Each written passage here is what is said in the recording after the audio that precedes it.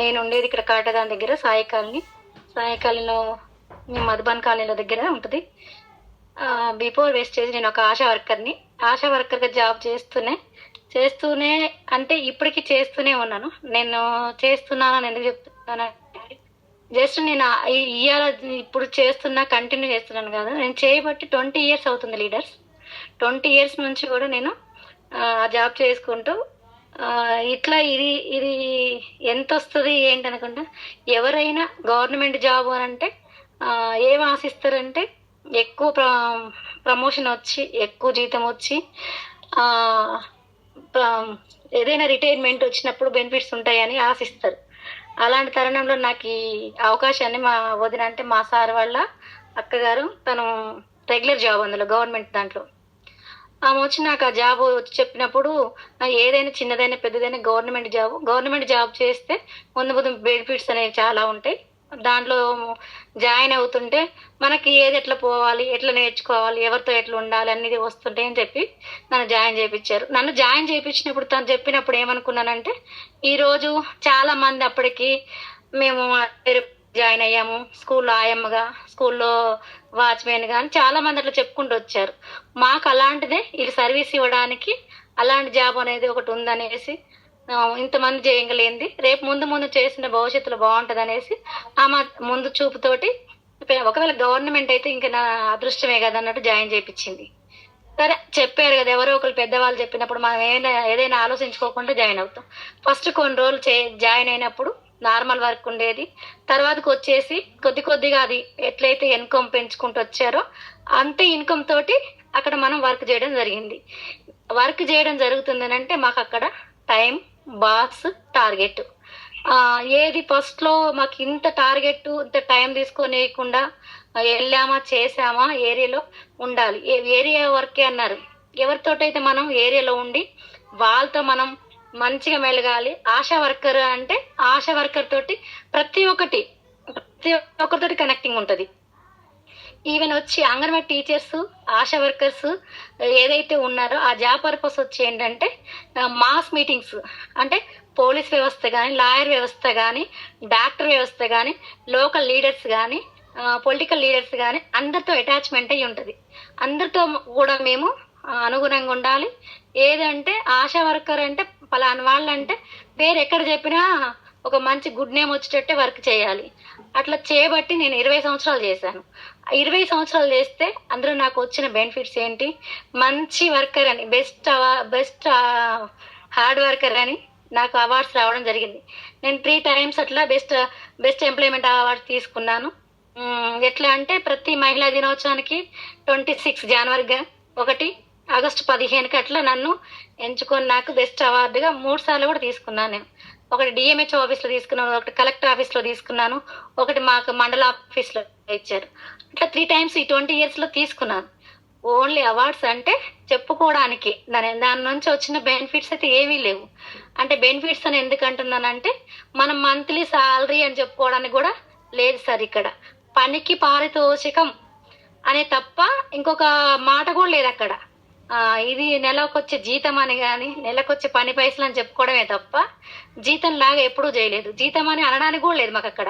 పనికి పారితోషికం, నువ్వు నీ టార్గెట్ రీచ్ అయితే అంటే మాకు కొన్ని టార్గెట్స్ ఉంటాయన్నమాట. ఒక ఆశా వర్కర్కి వచ్చి టార్గెట్స్ ఏంటి అంటే, ఒక ఏఎన్ఎంకి 4 ఆశాలు ఉంటాం. ఆ ఆశాలు 4 కూడా ఏరియాని కవర్ చేయాలి. ఒక్కొక్క ఆశా వర్కర్కి 2500 పాపులేషన్ ఉంటుంది. అట్లా మాకు ఒక ఏఎన్ఎంకి వచ్చి 10,000 పాపులేషన్ ఉంటుంది. ఆ 10,000 పాపులేషన్ నుంచి మాకు 4కి షేర్ చేసి అక్కడ ఉన్న ఏదైతే కమ్యూనిటీ ఉందో అది మొత్తం కవర్ చేయాలి. ఏ ప్రోగ్రామ్ వచ్చినా సార్, ఏ ప్రోగ్రామ్ అంటే ప్రతి ఒక్క ప్రోగ్రాము మీకు ఈ మధ్యలో చాలా మంది చూస్తున్నారు. ఇప్పుడు జరుగుతుంది కదండి బోనాల పండగ కూడా మాకు డ్యూటీస్ వేస్తున్నారు. అంటే సెంట్రల్ గవర్నమెంట్ నుంచి అపాయింట్ అయిన మాకు పెద్ద లెవెల్లో ఎప్పుడు వచ్చింది ఆ గౌరవం అనేది ఆశా వర్కర్కి? ఒక కోవిడ్ టైంలోనే ఇచ్చారు సార్. కోవిడ్ టైంలో ఎలా ఇచ్చారని అంటే, కోవిడ్ టైంలో ఎవరు పని చేయడానికి ముందుకు రాలేదు. మేము బ్రతికితే చాలు, మా కుటుంబం బతికించుకుంటే చాలు అనుకున్న వాళ్ళకు మాత్రమే ఉంది. కొంతమంది ఈ డ్యూటీలు వేస్తే కూడా మేము ఈ బ్రతికుంటే తర్వాత చేస్తామని ఉన్నారు. కానీ ఒక ఆశా వర్కర్లే అండి, ప్రతి వేళ మనకు 4th వేళ కూడా లాస్ట్కి వచ్చి డ్యూటీలు ప్రాణాపాయ స్థితిలో ఉన్న వాళ్ళని కూడా మేము మాకు ఎక్కడైతే కంటోన్మెంట్ పెట్టారో ఆ కంటోన్మెంట్ నుంచి మన కోటి హాస్పిటల్కి అడ్మిట్ చేయడానికి వెళ్ళాలి సార్. ప్రతి ఒక్క ఆశా వర్కర్ చేయాల్సి వచ్చింది.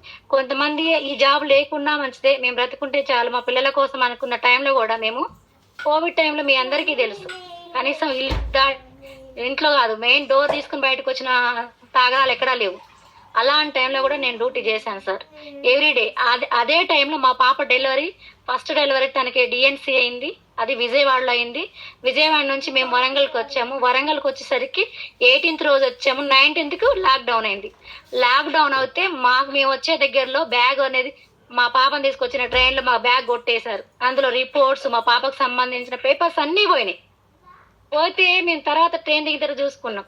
నెక్స్ట్ డే 19th లాక్డౌన్ అయింది. 21 రోజున ఏం చెప్పారు, మాకు డిఎంహెచ్ నుంచి ఆర్డర్స్ వచ్చినాయి, ప్రతి ఒక్క ఆశా వర్కర్ అటెండ్ ఉండాలి అని చెప్పారు. ఆ టైంలో నేను రావడానికి ఎంత కష్టపడ్డానంటే ఒక కారు మాట్లాడుకుంటే రావడానికి పోవడానికి 10,000 ఇస్తే అక్కడ నుంచి మాకు తీసుకురావడానికి ఇక్కడ నుంచి మళ్ళీ వెళ్ళడానికి లెటర్ రాసి ఇవ్వాలని చెప్పారు.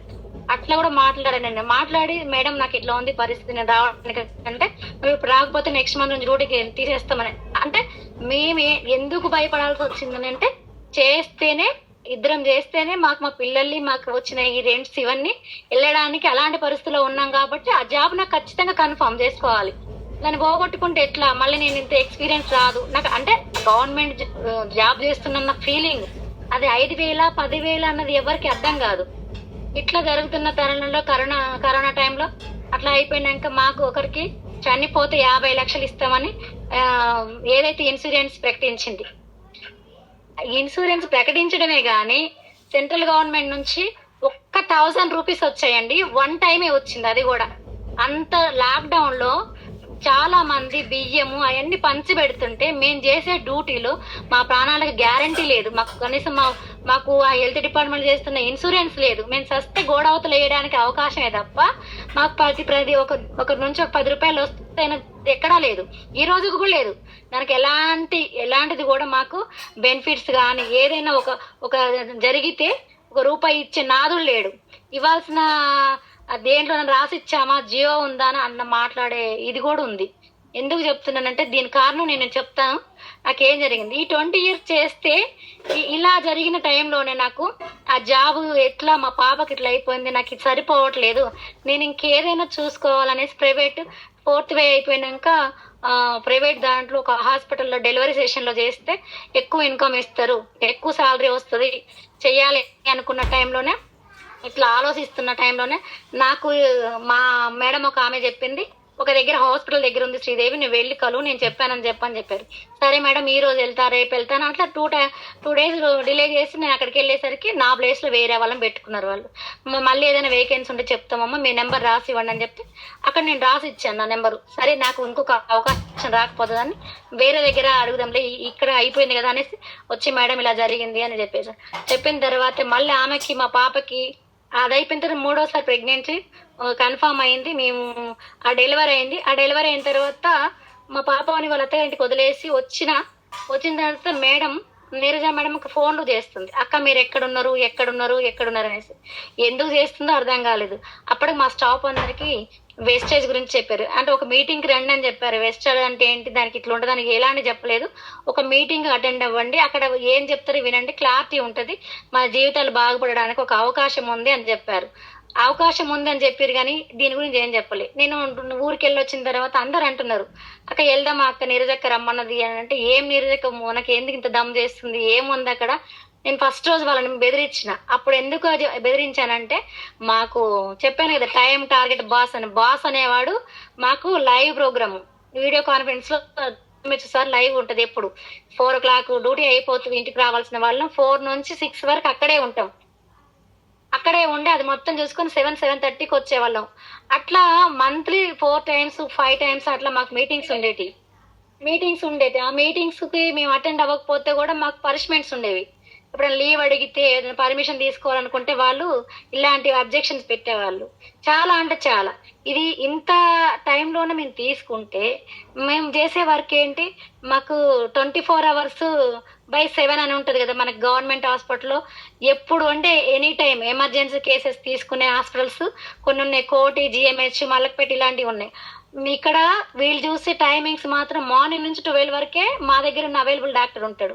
ఒకవేళ ఆ టైం తప్పి పేషెంట్కి ఏదైనా జరిగినా, తనకు బ్లీడింగ్ అయినా, లేకపోతే పెయిన్స్ వచ్చినా, అబ్నార్మల్గా ఏదన్నా బీపీ పెరిగినా, షుగర్ లెవెల్స్ ఎక్కువైనా, మేడం ఇట్లా ఉంది అని అంటే జిఎంహెచ్ తీసుకెళ్ళండి, మలక్పేట తీసుకెళ్ళండి. వాళ్ళు ఫోన్లోనే చూడండి ఇక్కడ ఎంత కష్టమో మాకు. ఏ పర్సన్ అయితే తీసుకెళ్తున్నారో ఆ పర్సన్ అక్కడికి వెళ్ళి ఫోటో పెట్టాలి, ప్రత్యక్షంగా వాళ్ళతోటి మేమేం చేస్తున్నదని ఒక లైవ్ లాగా పెట్టాలో, ఫోటో పెట్టాలో, అందులో నుంచి చిన్న అప్రిషియేట్ చేస్తుంటే సంతోషపడేవాళ్ళం. అంటే ఈ పని చేస్తున్నాం అనేసి. ఒక బోనాల డ్యూటీ కదండి, మోహరం డ్యూటీ వేసారు ఇప్పుడు.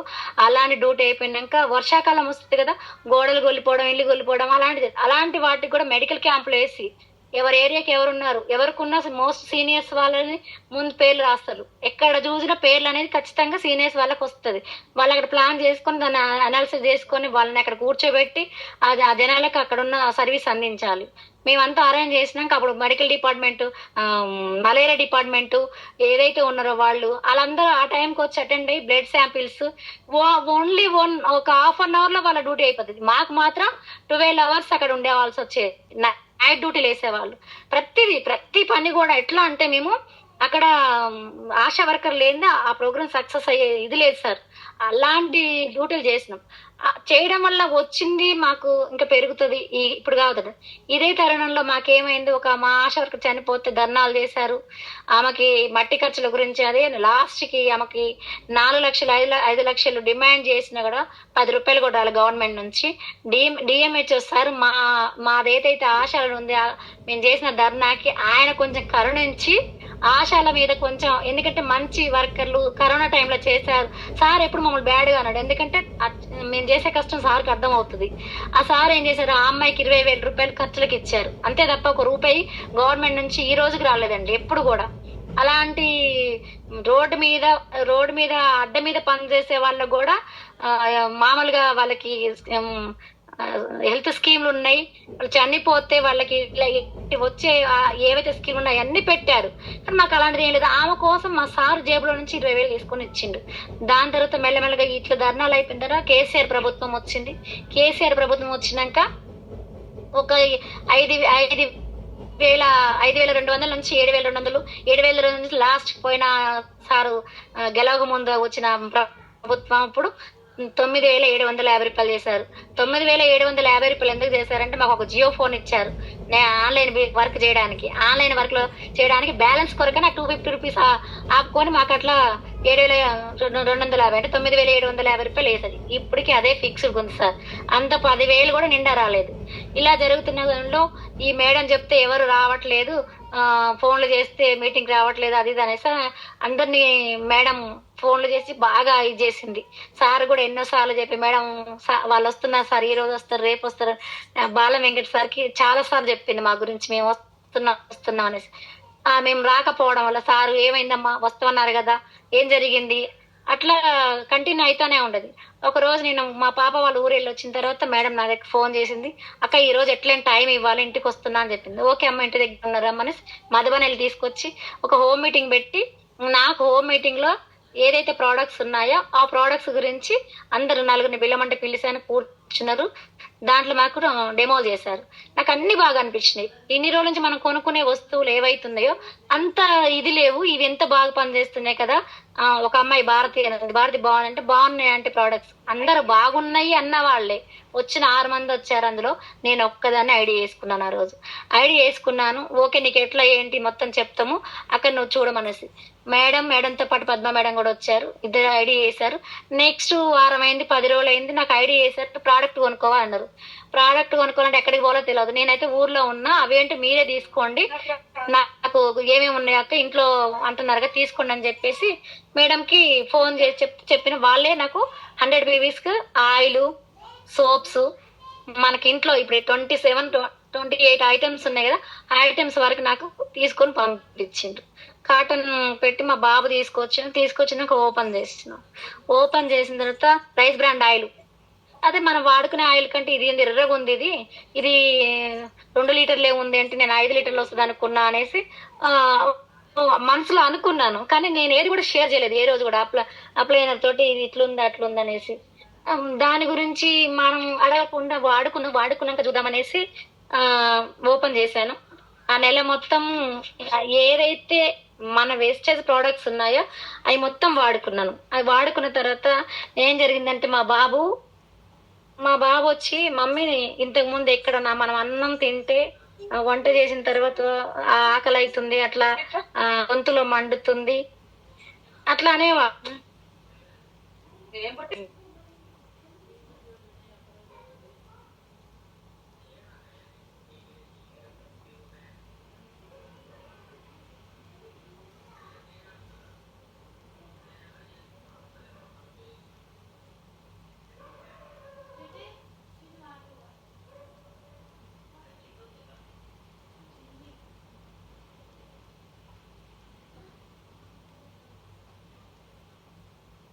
మేడం మీరు మ్యూట్లోకి వెళ్ళారు, అన్మ్యూట్ ఆప్షన్స్ చూడండి. Thank you sir, thank you so much sir, sorry sir. Okay sir.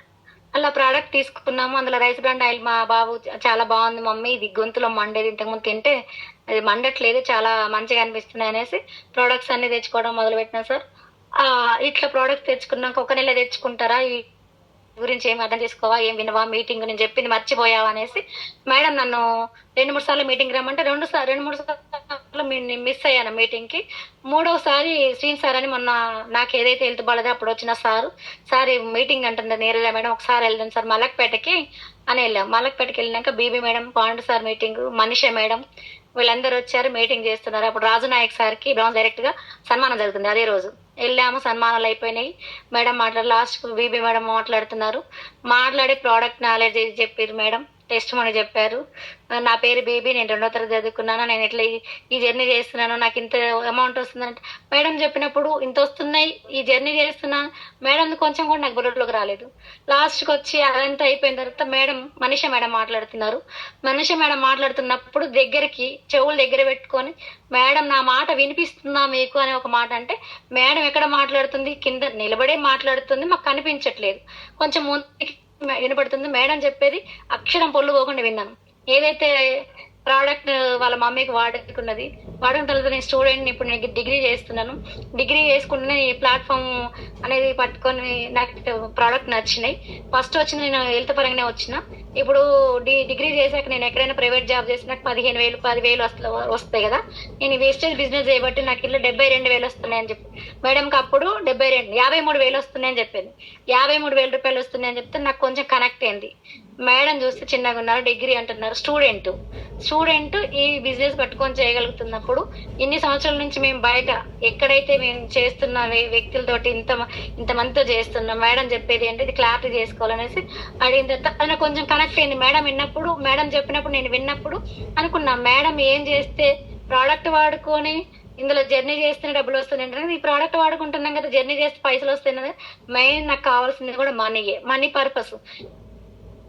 కానీ మనీ గురించి నేను ఎంతసేపు ప్రైవేట్ దాని గురించి ఆలోచన ఇదేంటో తెలుసుకుందాం మీటింగ్స్ 1, 2, 3 అట్లా సార్ మాకు ఈ వీధిలో తీసుకెళ్ళినప్పుడు నాకు బాల వెంకటేష్ సార్ అదే మీటింగ్ లో మేడం పరిచయం చేసింది. సార్ నేను ఫస్ట్ టైం చూడటం అదే మీటింగ్ లో. సార్ ఆ రోజు చూసిన, ఆ రోజు సార్ ఒక మాట చెప్పిన, అప్పటి నుంచి ఈ రోజు వరకు కూడా సార్ ఏం చెప్తే నాకు అది, ఎందుకంటే నేను అక్కడ గమనించింది ఏంటంటే తన అన్ని సంవత్సరాలు మీడియాలో చేసిన నాకు అది 15 సంవత్సరాలు పట్టింది నాకు 1,00,000 రూపాయలు రావడానికి, 90,000 రావడానికి. నేను అక్కడ గెలవలేకపోయాను, ఇక్కడ గెలిచానని సార్ ఫస్ట్ టైం చెప్పినప్పుడు అర్థం కాలేదు. కొన్ని మీటింగ్స్ వెళ్ళిన తర్వాత ఒక్కొక్కరు జర్నీ ఏదైతే టెస్ట్ మనలు అన్ని చేసిన తర్వాత కొంచెం అర్థం అవడం అనేది. సార్ గెలిచారు, సార్ అండర్ లో ఉన్నాం మేము, సార్ గెలిచారు కాబట్టి మమ్మల్ని గెలిపిస్తారని చాలా కాన్ఫిడెన్స్ పెరిగింది. ఎప్పుడు సార్ ఏది ఫోన్ చేసినా ఎక్కడ ఏం మాట్లాడినా నేను చాలా అబ్జర్వ్ చేస్తాను. ఎందుకంటే ఎవరు మనకు అలాంటి అవకాశం ఇవ్వరు. జర్నీ చేసినంత మాత్రాన మొత్తం తన మీద వేసుకొని నడిపిస్తారు, అది అబద్ధం. సార్ ఎట్లా అంటే ఏదైనా ఒక విషయం చెప్పారంటే ఆ విషయం ఖచ్చితంగా ఒకసారి మర్చిపోయినా ఇంకొకసారికి అది గుర్తు చేసుకొని అదేం జరిగింది అనేసి క్లారిటీ తీసుకుంటారు. అలాంటి వ్యక్తి ఏదైనా మన ముందు ఉన్నప్పుడు గెలిచినప్పుడు మనం ఎందుకు గెలవకూడదు సార్, ఇదేంటో నేను కూడా ఖచ్చితంగా చేస్తానని చెప్పేసి ఆ రోజు స్టార్ట్ చేశాను. ఆ రోజు స్టార్ట్ చేసి జూమ్ వినడం స్టార్ట్ చేసిన. ఫస్ట్ లో జూమ్ నాకు కనెక్ట్ చేయించింది ఏంటంటే జూమ్ లో ఏంటి అన్ని విషయాలు. మార్నింగ్ చూస్తే ప్రోడక్ట్ నాలెడ్జ్, ఈవినింగ్ చూస్తే టెస్ట్ మార్నింగ్ గెలిచిన వాళ్ళది. నాకు ఇంత మంచి ప్లాట్ఫామ్ పరిచయం చేసింది. ఎలాగైనా సరే నేను నాకున్న కొంచెం ఈ లొకాలిటీలో తిరుగుతున్నప్పుడు వీళ్ళే చిన్న చిన్న వాళ్ళు చేయగలిగినప్పుడు నేను చేయలేను అనేసి ఒక నమ్మకం వచ్చింది. చేయగలుగుతానని నమ్మకం వచ్చినాక నేను సార్తో ఖచ్చితంగా నేను చేస్తాను. ఇప్పటికి ఏ రోజు అడిగినా సార్ ఏదో నేను ఎక్కడ డ్రాప్ అయినా మళ్ళీ అక్కడి నుంచి నేర్చుకుంటాను సార్. ఎందుకంటే నాకు అన్ని తెలియకపోవచ్చు, కొన్ని తెలుసు. ఆ కొన్నిటిని కొంచెం డెవలప్ చేసుకుంటూ కొంచెం కొంచెం ముందుకు ఎదుగుతాను సార్ అని. ఎందుకంటే నాకు ఆ కొంచెమే తెలుసు, ఇంకా తెలవాల్సింది చాలా ఉంది. ఇందులో నేను తెలుసుకొని జర్నీ చేయాల్సింది చాలా ఉంది అనేది చాలా సార్లు అట్లా నాకు నేనే సమర్థించుకుంటూ నా ఫస్ట్ ఆఫ్ ఆల్ నేను ఎట్లా ఏం చేయాలి, నేను సార్కి ఈ రోజు చెప్పాను, నేను ఈ మంత్ ఇలా చెప్పాను, ఎట్లా ప్లాన్ చేసుకోవాలి లీడర్స్ కోసం. ఫస్ట్ లో లీడర్స్ వస్తారు, టీమ్స్ వస్తాయి, మనీ వస్తుందని ఫస్ట్ కాన్సెప్ట్ లో తెలియదు. సార్ గెలిచారు, సార్ ఎట్లా చెప్తే అట్లా వినాలన్న ఒక పాయింట్ ఆఫ్ వ్యూలో అది ఆలోచించుకునేదాన్ని. మేడం మీకు ఏం అర్థమైంది, ఎలా చేశారు అన్నది అలా చేసుకుంటూ బ్రౌన్స్ అయినాక సిల్వర్ అయినాక కొంచెం అప్పుడు సార్ నేను అదేం చూడను, నాదేమున్నా మీరే చెప్పండి సార్, నేను వర్క్ చేసుకుంటా పోతా అనేసి చెప్పడం జరిగింది. అదే చేస్తున్నా ఇప్పటికి కూడా. ఇంట్లో చేసుకున్నాక జూమ్ లో జాయిన్ అయ్యి నేను రోజు జూమ్ అటెండ్ అయ్యేదాన్ని. ఈ మధ్య కాలంలో 2 నెలలు 3 నెలలు హోమ్ ప్రోడక్ట్ తీసుకున్నాము. తర్వాత జూమ్ లో జాయిన్ అయ్యాక అప్పటికి మా సార్కి హెల్త్ ఇష్యూస్ ఉన్నాయి. బ్లడ్ ఏదైతే లాస్ అవుతుంది, ఆయన ఫైల్స్ అన్నారు, బ్లడ్ మోషన్స్ అవుతుంది. అప్పటికి తను సిక్ లోనే ఉన్నారు, కానీ మేము హోమ్ ప్రోడక్టే వాడినాం. తర్వాతకి ఏదైతే జూమ్ విన్నానో నేను, లావణ్య మేడం జూమ్ లో ఆ హెల్త్ ప్రోడక్ట్ గురించి చెప్పినప్పుడు ఇందులో హెల్త్ గురించి కూడా ఉన్నాయంట కదక్క, మరి మా సార్ కూడా వాడొచ్చు కదా అనేసి అప్పుడు పద్మా మేడం నేను నిజమైన అడిగితే ఉన్నాయక తీసుకున్నాను. నేను 4th CNC చేయడానికి వరకు మొత్తం సప్లిమెంట్స్ తీసుకున్నా మా సార్ గురించి అని. సప్లిమెంట్స్ తీసుకొని అయ్యి ఎట్లా అంటే 3 months 4 months వాడిన. సార్ ఎలాంటి సిచ్యువేషన్ అంటే 6 పాయింట్ లో ఉన్నారు. బ్లడ్ అంటే చాలా డేంజర్ పొజిషన్. అది కొంచెం ఆడవాళ్ళకు ఆ పొజిషన్ లో ఉంటే ఏదైనా ఇంక్రీజ్ చేయొచ్చు, కానీ జెంట్స్ తక్కువ ఉంటే మాత్రం చాలా టైం పట్టింది ఇంక్రీజ్ చేయడానికి. అలాంటి టైంలో సార్ మేము ప్రైవేట్ హాస్పిటల్ తీసుకెళ్తే అడ్మిట్ చేయమంటే మనీ లేక, వాళ్ళు 30,000 రూపీస్ కట్టి అడ్మిట్ చేయమంటే చేయలేక మా మేడం చెప్పి, మేడం ఇగో ఇలాంటి ఈ మెడిసిన్ రాశారు, ఇట్లా రాసిన తర్వాత మా సార్ని అడ్మిట్ చేయమని అంటే, వద్దు శ్రీదేవి అవన్నీ మనకు దొరుకుతాయి, మెడికల్ షాప్ లో దొరుకుతాయి, నేను ఇక్కడ మీ వీళ్ళతోటి నేను అన్ని సర్వీస్ ఇప్పిస్తా, నువ్వు 30,000 కట్టి అడ్మిట్ చేసినా అదే ట్రీట్మెంట్, అవే తీసుకొచ్చి ఇక్కడే ఇద్దామని చెప్తే అట్లా ఆ మేడంతో కన్సల్ట్ అయ్యి అక్కడ తనకు ఆ రోజు వరకు ఇప్పించుకొని తీసుకొచ్చి మా హాస్పిటల్లో తీసుకెళ్లి మేడం తోటి ఆయనకి ఆ సెలైన్స్ పెట్టించుకుంటూ అట్లా జరుగుతున్న టైంలో నేను ఈ జూమిని హెల్త్ ప్రోడక్ట్స్ తీసుకున్నాను. హెల్త్ ప్రోడక్ట్ తీసుకొని మా సార్ 3 months వాడిన తర్వాత 4th month తనకి టెస్ట్లు చేయించాం. బ్లడ్ టెస్ట్ చేపిస్తే 11 point పెరిగింది. అప్పటికి 4 months పెరిగింది లీడర్స్ బాగా. ఎందుకంటే వినండి, ఇక్కడ ఇందులో ఉన్న ప్రోడక్ట్స్ ఎలా ఉన్నాయంటే చాలా మంది నమ్మరు. ఎందుకంటే నేను అప్పుడున్న సిచ్యువేషన్ బ్రతికిస్తే చాలు అనుకున్న ఇదిలో నాకు ఇది ఒక అవకాశం అదృష్టంగా వచ్చింది, వెస్టేజ్ అనేది.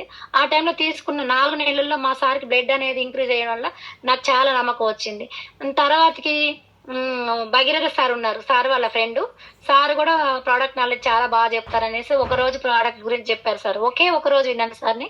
అన్నాక ఎవరైనా మనకు సారీ ఎవరైనా నేను చెప్పేది ఏంటంటే, జబ్బులు లేదా రోగం ఏదైనా వచ్చిన తర్వాత వాడుకోవడం కాదు వేస్టేజ్ ప్రోడక్ట్ అంటే.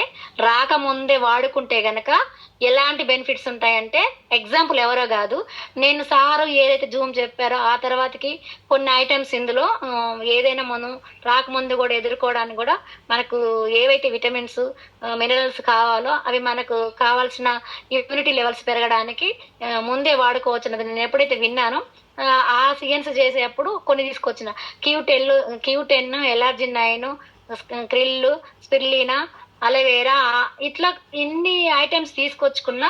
దాంతో పాటు ప్రోటీన్ పౌడర్ కూడా తీసుకొచ్చిన. ప్రోటీన్ పౌడర్ ఎందుకు తీసుకొచ్చానంటే, నేను వెంకట్ సార్ కొన్నారు వాళ్ళ బాబు గురించి అనుకుంటే, పెద్దవాళ్ళకి ఉంటుందా చిన్న వాళ్ళకి ఉంటుందని స్టోర్లో అడిగాను. నేను స్టోర్లో అడిగితే పెద్దవాళ్ళకి కూడా ఉంటుందని చెప్పారు.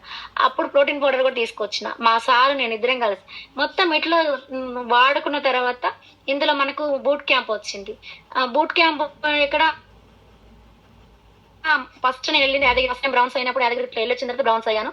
తర్వాత మనకు కొట్టపకొండకు నెక్స్ట్ టైం వెళ్ళే టైంలో వెళ్ళినాం. తిరిగి రిటర్న్ లో వచ్చేటప్పుడు నాకు ఏదైతే అన్ఎక్స్పెక్టెడ్ జరిగింది మీకు అందరికీ తెలుసు. అది ఎందుకు జరిగిద్ది అంటే ఇందులో ఒక ప్రోడక్ట్ గురించి చెప్తాను. Q10 ఎట్లా అంటే Q10 మనకు 25 ఇయర్స్ వచ్చిన తర్వాత మన బాడీలో అది తయారవ్వదు.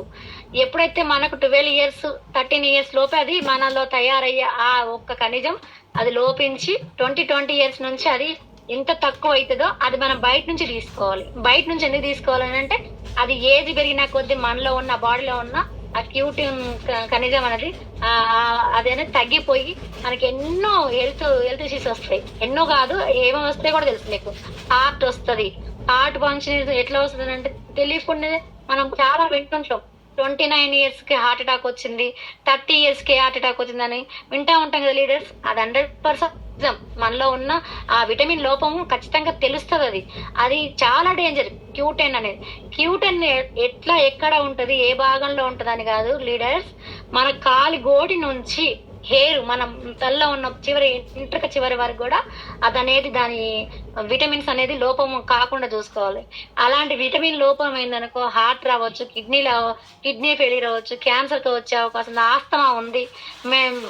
ఫస్ట్ ఆఫ్ ఆల్ ఇవన్నీ స్కిన్ డిసీజ్ అని ప్రతి ఒక్కటి ఇందులో ఇది రాదు ఇది వస్తుంది అని మనకు అన్నిటికీ మనం అందంగా ఉండాలన్నా కూడా Q10 అవసరం.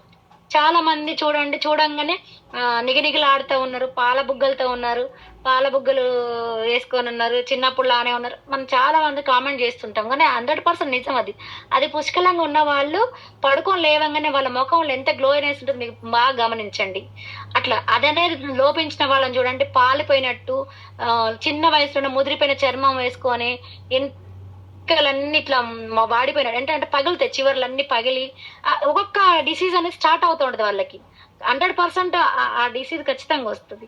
ఇందులో మెయిన్ వచ్చి నేను దీని గురించి ఎందుకు చెప్తున్నాను లీడర్స్, నేను ఇది వాడుకోవడం వల్ల నాకు వెస్టేజ్ నిరజా మేడం వల్ల ఈ ప్లాట్ఫామ్ నా దగ్గరికి రావడం అంటే నాకు ఇంకొక జన్మకు అవకాశం వచ్చింది అని అర్థం.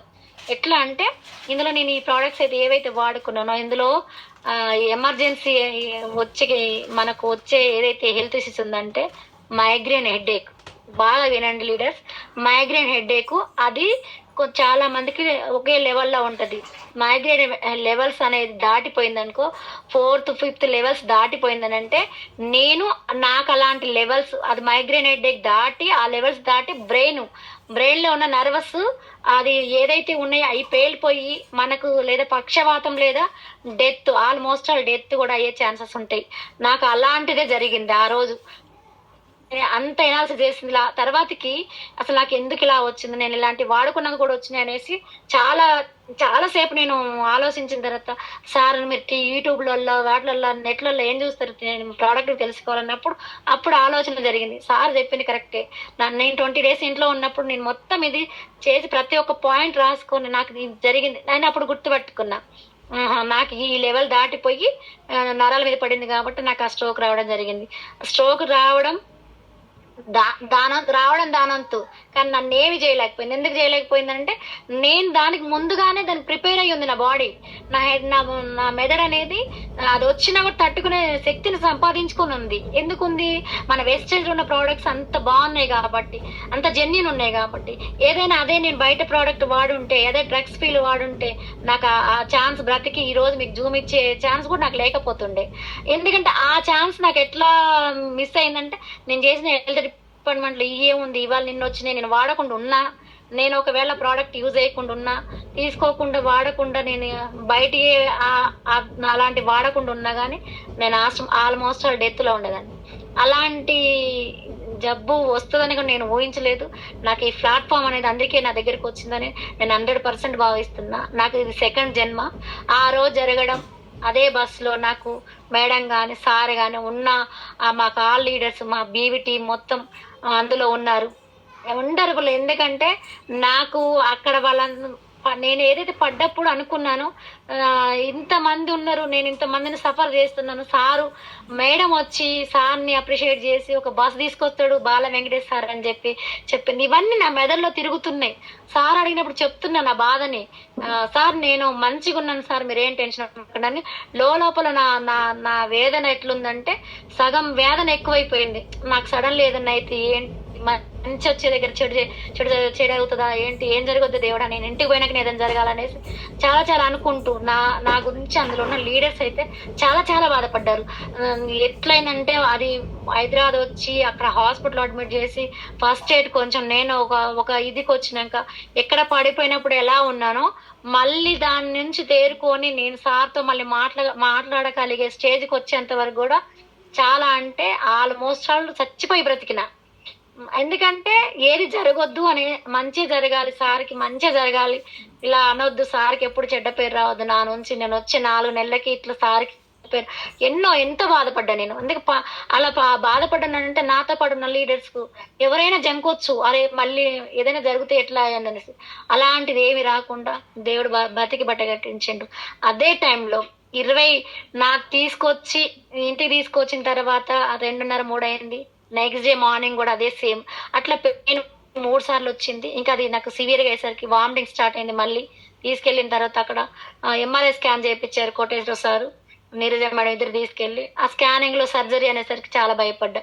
ఎందుకంటే సర్జరీ అన్ని వాళ్ళు చెప్పినప్పుడు నేను కనీసం వాళ్ళు మాట్లాడుకుంటే వినే స్థితిలో కూడా లేను. నేను ఆల్మోస్ట్ మత్తులోనే ఉన్నా, నాకు ఏమి తెలియదు. నన్ను తీసుకెళ్లి వాళ్ళు స్కాన్ చేసుకొని మళ్ళీ రిటర్న్ వచ్చి హాస్పిటల్ అడ్మిట్ చేసినాక డాక్టర్ వచ్చి లేపితే డాక్టర్తో మాట్లాడదామని లేచేసరికి మళ్ళీ పెయిన్ వచ్చేసరికి అది సార్కి ఏమర్థమైందో మళ్ళీ వాళ్ళు ఎంఆర్ఐ చేయమన్నారు. ఇవన్నీ జరుగుతున్నాయి. నేను లోపల ఏం ఆలోచించుకుంటున్నానంటే కొంచెం మేలుకి రాగానే నన్ను హాస్పిటల్లో అడ్మిట్ చేశారు. నా జేబులో 10 రూపాయలు కూడా లేవు. నేను ఎలా బ్రతికి బట్ట కట్టాలి, ఏం చేయాలి, నేను నా ఇంటి దగ్గర చూస్తే నా పరిస్థితి ఎలా ఉంది, ఇక్కడ చూస్తే ఇలా ఉంది అనేసి బాధపడుతున్నా. లోపల డబ్బు నన్ను తీసుకొచ్చి పడేసారు కానీ నాకు ఏం చేస్తున్నారు, వీళ్ళు డబ్బులు ఎక్కడ తెస్తున్నారు, ఏంటి నా పరిస్థితి ఏంటి, ఎలా ఉంది అనేసి చాలా అంటే చాలా ఉంది లోపల. అది అట్లా బయటకు వచ్చింది. సార్ ఒకసారి వచ్చి మాట్లాడిపోదామని వచ్చిన సార్ అదే టైంలో వచ్చినప్పుడు కూడా డాక్టర్స్ అడిగారు, ఈమె కోసం వస్తున్నారు, ఎవరు మీరు అని అడిగితే నేను ఫ్రెండ్ని అని చెప్పాడు. ఆల్మోస్ట్ అందులో అందరూ కూడా నాకు ఎప్పుడు డాక్టర్ వచ్చినా నా ఫ్రెండే ఉంటున్నారు, నా వాళ్ళు అంటూ ఎవరు లేరు. నా వాళ్ళు అంటూ ఉన్నారు, మేము వాళ్ళ కొడుకుని వాళ్ళ పడితే నా ఛాన్స్ వాళ్ళకి రావట్లేదు. ఎప్పుడు వచ్చినా ఎవరు వచ్చినా డాక్టర్స్ వచ్చే టైంకి నాకు వాళ్ళు అట్లా చూడండి. నాకు ఆ దేవుడు అనేది అట్లా కల్పించుకుంటూ వచ్చిండు.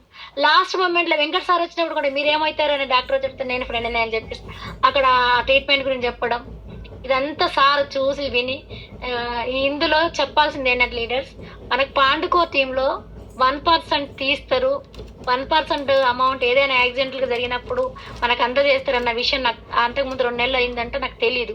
3rd పర్సన్ నేనే అవ్వడం, మేడం సార్ వాళ్ళు నా గురించి ఆలోచించి సార్ చెప్పడంతో రియాక్ట్ అయ్యి ఆ అమౌంట్ డొనేషన్ చేయడం వల్ల లీడర్స్ నేను ఎందుకు చెప్తున్నానంటే ఈ విషయాన్ని, నేనున్న సిచ్యువేషన్ లో నా దగ్గర 10 రూపాయలు లేవు, నాకు ఇక్కడ కనీసం 1 లక్ష రూపాయలైనా పెట్టుకునే స్థితిలో ఎవరు లేరు, నా పరిస్థితి ఏంటని ఆలోచించుకున్న టైంలో నాకు అండగా నిలబడి సార్ ఎంత చేశారంటే అంత చేశారు. నాకు చేయాల్సిన అవసరం లేదు లీడర్స్, ఎందుకంటే నేను వచ్చి జస్ట్ 3-4 మంత్స్ అవుతుంటే నాకు ఇంత చేయాలని లేదు. కానీ వెస్టేజ్ ఎంఎస్ఆర్ అసోసియేషన్ ఉంది అని అంటే 4 నెలలు కాదు, 4 సంవత్సరాలు కాదు. ఈ రోజు ఒక 5 నిమిషాల ముందు ఐడి వేసుకున్న అతనికి యాక్సిడెంట్ అయినా అతని వెనుక నిలబడతారు అన్నది 100% నమ్మకం వచ్చింది లీడర్స్. ఆ ధైర్యం ఇప్పుడు చూస్తుంటే ప్రతిది కూడా 100% చేత అయినంత వరకు డబ్బులు వచ్చినా రాకపోయినా 1% అమౌంట్ ఖచ్చితంగా నేను కూడా షేర్ చేసుకుంటాను. నేను ఇందులో గెలవనప్పుడు అని అనకుండా ప్రతిసారి అది 200 రాని 100 రాని నా అమౌంట్ ఇది నా లాంటి వాళ్ళకి ఏదైనా జరిగినప్పుడు సార్ వాళ్ళు ప్రజెంట్ చేసినప్పుడు చాలా హ్యాపీగా ఫీల్ అవుతా. నేను చాలా నాకు నేనే 100 సార్లు థ్యాంక్స్ చెప్పుకుంటా సార్ వాళ్ళకి. ఎందుకంటే మనకు మన బలగం ఎట్లా ఉందంటే అంగబలం అర్ధబలం అనేది ఉండాలి, లేకపోతే ఏది లేకపోయినప్పుడు ఇలాంటి ప్లాట్ఫామ్ అనేది ఉండాలి. వాటిని అన్నిటికీ ధీటు వాటినన్నిటి దాటి మనకి ఏదైతే ముందుకొచ్చి మేమున్నామని మనకు భరోసా ఇస్తారు చూడు, దట్ ఈజ్ వెస్టేజ్ లీడర్స్. అందరికి హార్టీ కంగ్రాచులేషన్. ఎందుకంటే హార్ట్ఫుల్ గా చెప్తున్నా సార్, నాకు ప్రతి ఒక్కరు ఇందులో ఎవరైతే ఆ 1% లో భాగస్తులై నాకు సహాయం చేశారో వాళ్ళందరికీ నేను ఎప్పుడు కూడా రుణపడి ఉంటాను.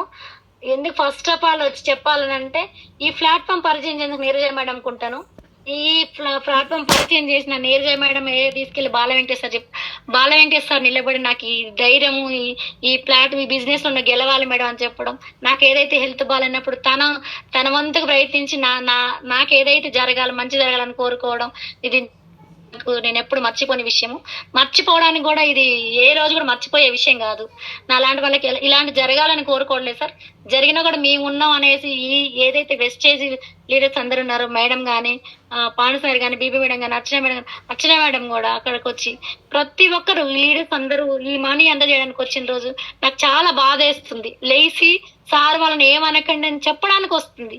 వాళ్ళందరూ నాకు అమౌంట్ చేతికి అందేయడానికి వస్తే వాళ్ళందరూ ఆ హాస్పిటల్ వాళ్ళు ఇట్లా చేస్తే హాస్పిటల్ ఆ యజమాన్యం ఊరుకోరు కదా. సార్ వాళ్ళని బయటికి వెళ్ళండి అని చెప్తుంటే చాలా బాధ వేసింది. సార్ ఒక 5 నిమిషాలు ఆగండి సార్, వాళ్ళు వెళ్ళిపోతారని రిక్వెస్ట్ చేయడానికి ప్రయత్నం చేసినా కానీ వాళ్ళు ఒప్పుకోలేదు. సార్ వాళ్ళు బయటికి వెళ్ళి మాట్లాడడం జరిగింది. నేను హ్యాపీగా ఫీల్ అయినా. వెళ్ళు నీరజ మేడం, మీరు వెళ్ళండి, నా ఫోటో తీసుకోండి మేడం, తీసుకొని సార్ సెండ్ చేయండి, సార్ అని యాడ్ చేసి మనకు గ్రూప్ లో పెడతారు, మీరు తొందరగా ఫోటో తీసుకోండి అని చెప్పి మేడంకు చెప్పడం జరిగింది. మేడం ఫోటో తీసి సార్ షేర్ చేయడం, నాకు అది పెట్టిన తర్వాత హ్యాపీగా ఫీల్ అయినా. మనీ వచ్చినప్పుడు కదా నాకు ఆ ఫోటో, అంటే ఇట్లా ఏదైనా ఇలాంటి జరిగితే ఈ ఏదైతే ప్లాట్ఫామ్ జరిగినప్పుడు వెస్టేజ్ ఎంఎస్ఆర్ అసోసియేషన్ తన వైపు నిలబడి తనని కాపాడుతారన్నది అందరికి ధైర్యం తేవాలని చాలా హ్యాపీగా ఫీల్ అయినా. ఎందుకంటే ఇందులో ప్రోడక్ట్స్ అంతా బాగున్నాయి, అంత జెన్యున్ కాబట్టి. ఇందులో ఉన్న బూట్ క్యాంప్స్ కానీ, డిఎల్సిపి మీటింగ్లు కానీ, సెమినార్స్ కానీ ఏది కూడా అటెండ్ అయితే మనకు వచ్చి మనం డిసైడ్ అయ్యి మనం ఖచ్చితంగా నేర్చుకోగలిగితే భవిష్యత్తు చాలా బాగుంటది. ఇందులో ఉన్న 3 జనరేషన్ ప్లాన్ చాలా బాగుంది. ఇప్పుడు ఉన్న మనం బ్రతకడానికే తక్కువ ఉంది, 3 జనరేషన్ ప్లాన్ ఇంక్లూడ్ చేసింది అంటే వండర్ఫుల్ అని. ఇది లైఫ్ ఎవరైతే మార్చుకోవడానికి, చేంజ్ అయ్యి మంచి లగ్జరీ లైఫ్ అనుభవించడానికి ఇలాంటి ప్లాట్ఫామ్ తయారు చేస్తుంది. ఈ జన్మే కాదు, 3 తరాలే కాదు, ఎన్ని తరాలైనా మంచి ఇన్కమ్ సంపాదించినప్పుడు గౌతమ్ బాలిసారికి అన్ని జన్మల నుంచి రుణపడి ఉండాలి. ఎందుకంటే దేవుడు అనేటువంటి ఎదురుగా వచ్చి మనకి ఈ వరం కావాలని అడిగితే మనం నమ్మం. అలాంటి పరిస్థితిలో ఉన్నాం మనం. గౌతమ్ బాలి సార్ ఇదైతే వేస్టేజ్ ప్లాట్ఫామ్ అనేది తను పెట్టినప్పుడు ఏమనుకున్నారో కానీ నేను ప్రతి మీటింగ్ లో విన్నప్పుడు, ఎందుకంటే బీబీ మేడం కి అవార్డు వచ్చినప్పుడు సార్ పక్కన ఉండి మేడం పక్కన కూర్చోబెట్టుకున్న ఫోటో దిగారు. నాకు ఆ ఫోటో ఇప్పటికి నా ఫోన్ లో ఉంది, ప్రతిరోజు చూస్తున్నా ఫోన్. మేడంని అప్రిషియేట్ చేయడం కాదు, మేడం నుంచి నేర్చుకోవాల్సింది చాలా ఉంది. ఎందుకనంటే సారు ఉద్దేశం ఏంటి అనంటే, సార్కి ఇలాంటివి ఇంకా 26 బిజినెస్లు ఉన్నాయి అనేసి ఒక మీడియాలో వచ్చింది. అది విన్నంత వరకు 26 బిజినెస్ అని అనుకోవద్దు. అందులో మొట్టమొదటి వెస్టేజ్ దానికి మొదటి మెట్టు. ఆ ఉద్దేశం ఏంటంటే, సారు హోమ్ మీటింగ్ చేసిన ఈ డెవలప్ అయిన 2004 నుంచి ఈ రోజు వరకు కూడా ఎవరైతే లోతులో ఉన్న వాళ్ళు, ఏమి లేను గరీబీ వాళ్ళు ఇందులో లక్షలు గెలుచుకోవాలి, ఇది నా ముఖ్య ఉద్దేశం. అలాంటి వాళ్ళు గెలుచుకున్నప్పుడే నేను పెట్టిన ఈ వెస్టేజ్ కి మంచి నేమ్ అనేది వస్తుంది, నేను పెట్టిన దానికి సంతోషం అనేది ఉంటది అనేసి సార్ చెప్పడం కూడా జరిగింది. అలాంటి దానికి మన బీబీ మేడం అర్హులైనరు. దానికి తగ్గట్టు సెంట్రల్ గవర్నమెంట్ నుంచి కూడా తను మినిస్టర్ నుంచి కూడా తను అవార్డు తీసుకోవడం జరిగింది. చాలా వండర్ఫుల్. అలాంటి వాళ్ళు గెలిచి అలాంటి అవార్డ్స్ తీసుకుంటే సార్ ఇంకా సంతోషిస్తారు. అలాంటి జనాలు, అలాంటి ఎవరైతే లీడర్స్ చాలా మంది ఉన్నారు. అందరు గెలవాలి, అందరితో పాటు నేను గెలవాలి, అందరు మంచిగుంటే నేను మంచిగుంటా, అందరు బాగుండాలి, అందులో నేను కూడా బాగుండాలని కోరుకుంటున్నాను. థ్యాంక్ యూ లీడర్స్, నాకు ఈ అవకాశం ఇచ్చినందుకు. మీ ముందు మళ్ళొకసారి నాకు జరిగింది ఏదైతే చెప్పుకునే అవకాశం ఇచ్చినందుకు పాండు సార్కి, బీబీ మేడంకి, అర్చన మేడంకి, సార్